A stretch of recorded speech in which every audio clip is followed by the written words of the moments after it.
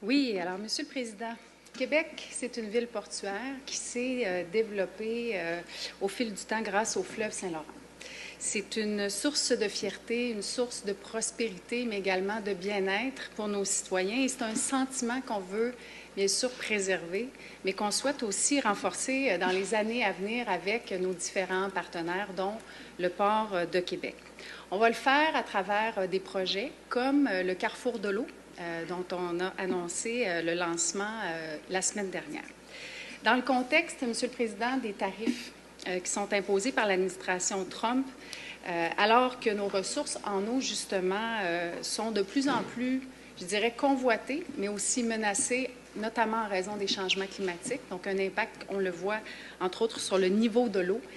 Il est absolument, je dirais, impératif que la Ville de Québec continue d'exercer son leadership dans les instances où on vient discuter de ces enjeux-là.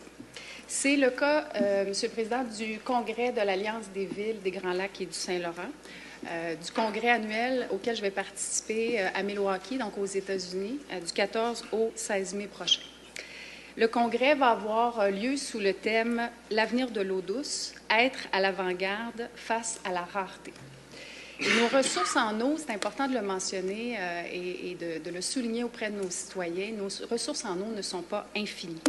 Elles subissent toutes sortes de formes de pression et on a le devoir, justement, les uns des autres, d'apprendre les uns des autres, mais également de collaborer pour en assurer à la fois la pérennité, mais également la qualité pour nos citoyens, mais aussi pour les générations qui vont nous suivre.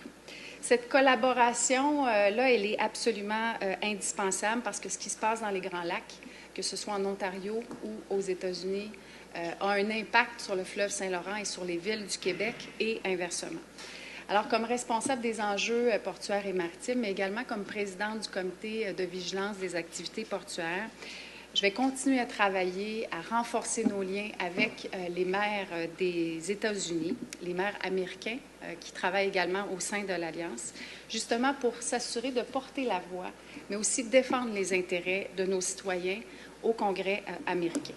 Avec la mission à laquelle le maire et moi avons participé en mars dernier, ça va être une nouvelle opportunité, donc à Milwaukee, de continuer à parler de nos entreprises, de continuer également à les positionner, d'apprendre aussi des autres villes pour justement être en mesure de trouver l'équilibre. Un équilibre qui est essentiel entre le développement, mais également la protection du fleuve Saint-Laurent, qui, comme vous le savez, est une importante source de vie. Merci. Merci, Mme Catherine Vallière-Roland.